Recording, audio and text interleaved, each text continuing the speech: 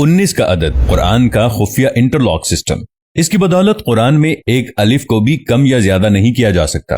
آئیے کمپیوٹر کے کچھ ایسے کارناموں کو دیکھیں اور سوچیں کہ زمانہ تو کسی چیز کو ایجاد کر کے اپنا کارنامہ سمجھتا ہے، مگر ان کا ایجاد کردہ کارنامہ خود خدا کی ملکیت اور اس کی بادشاہت کا ثبوت فراہم کرتا ہے۔ اسی طرح کمپیوٹر کی ایجاد نے بھی خدا کی کتاب کو صرف اسی کی کتاب ہونے کی دلیل پیش کی ہے۔ مصر کے سائنسدان ڈاکٹر ارشاد خلیفہ نے سال ہر سال محنت کی اور ریسرچ و تحقیق کی بنیاد پر الیکٹرانک آلات سے جو نتیجہ اخذ کیا ہے وہ بے انتہا حیرت انگیز ہے۔ انہوں نے قرآن کریم کی ہر سورہ کے ابجدی اعداد و شمار بھی فراہم کیے ہیں۔ سورتوں کے حروف، اعراب، آیات وغیرہ کی تعداد نوٹ کر کے لاکھوں کی تعداد میں ڈیٹا کمپیوٹر میں فیڈ کیا، اور یہ عمل انہوں نے قرآن کریم کی کل 114 سورتوں پر لاگو کیا تو معلوم ہوا کہ قرآن کریم کے حروف اور سورتوں اور آیات میں ایک گہرا تعلق اور سائنسی رشتہ بسم اللہ الرحمن الرحیم سے ہے۔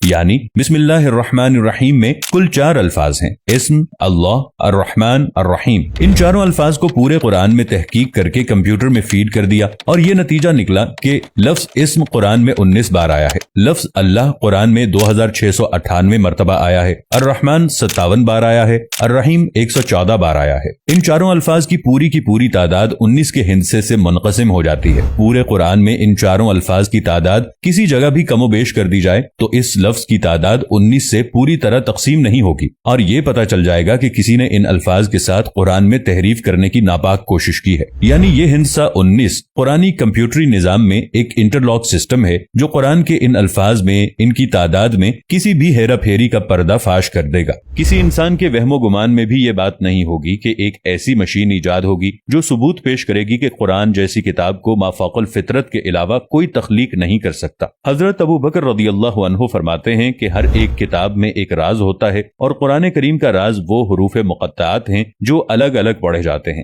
جیسے الف لام میم ہا میم قاف نون وغیرہ۔ 19 کا یہ ہندسہ جس کے بارے میں ہم بیان کر رہے ہیں، یہ بذات خود قرآن حکیم کی لفظی ترکیبات کے اعجاز کا روشن ثبوت ہے، اور اس سے یہ سچائی سامنے آتی ہے کہ چاہے جیسی بھی جدید ترین مشین ایجاد کر لی جائے، وہ قرآن کی حقانیت کو بیان کرے گی، کیونکہ پورے قرآن مجید کے حروف ایک خاص حساب کے مطابق ہیں۔ لاکھوں حروف میں سے صرف ایک کا فرق بھی اس کے حساب کو بگاڑ دیتا ہے۔ حساب کی اس حد تک درستی اس دور میں مسلم اور غیر مسلم دونوں کے لیے ایک طرف تو یہ ثبوت فراہم کرتی ہے کہ قرآن مجید 1450 سال گزر جانے کے بعد بھی ہر قسم کی تحریف سے پاک ہے۔ اس ہندسے 19 کے بارے میں خود قرآن کریم میں ارشاد ہوا ہے کہ اس کے اوپر 19 ہیں۔ کچھ علماء نے ترجمہ کیا کہ اس پر 19 فرشتے مقرر ہیں، سورہ 74 آیت نمبر 30۔ مگر یہاں ہندسے 19 کی اہمیت کو اجاگر کرنا مقصود ہے۔ یہ بات بالکل واضح ہے کہ قرآن کریم میں کل 114 سورہ ہیں جو ہندسے 19 سے پوری طرح تقسیم ہو جاتی ہیں۔ اللہ نے اس نقطے پر بھی قرآن کی حقانیت کو واضح کیا ہے، وہ یہ کہ 114 سورہ میں سے ایک سورہ توبہ کے شروع میں بسم اللہ الرحمن الرحیم نہیں ہے،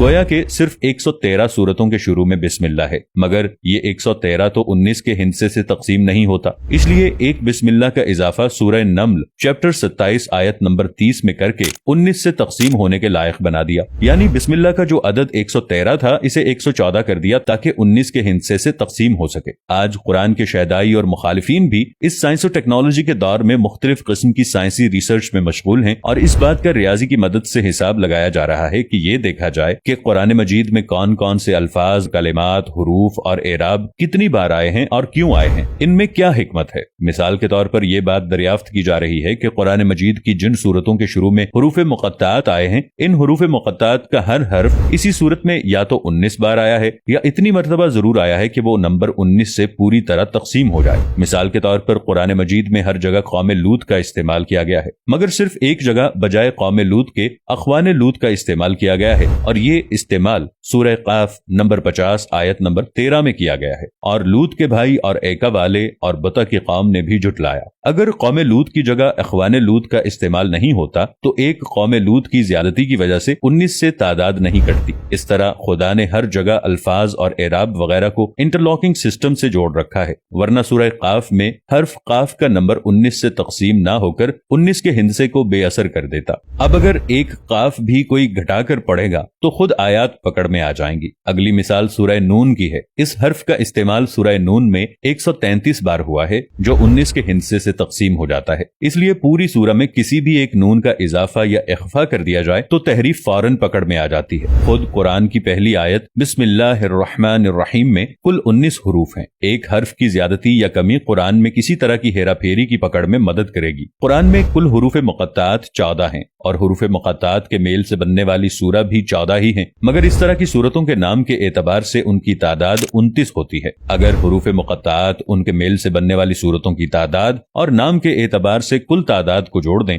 तो 29 जमा 14 जमा 14 57 बनते हैं और ये मजमुई तादाद 19 के हिस्से से पूरी तरह तकसीम हो जाती है। इसी तरह अगर हुरूफ मुक़त्तात या सूरह मुक़त्तात या इनके नामों की तादाद में किसी तरह भी कमी बेशी कर दें तो इस तरह भी तहरीफ पकड़ में आ जाती है और ये साबित हो जाता है कि खुदा की हिकमत ने कुरान करीम को हर तरह से महफूज कर रखा है और क़यामत तक महफूज रखना है।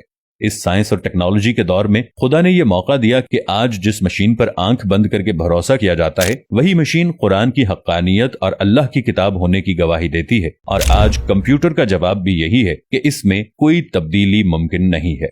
अगर वीडियो पसंद आए तो इसे लाइक और शेयर जरूर कीजिएगा। मिलेंगे नई वीडियो के साथ, तब तक के लिए अल्लाह निगहबान।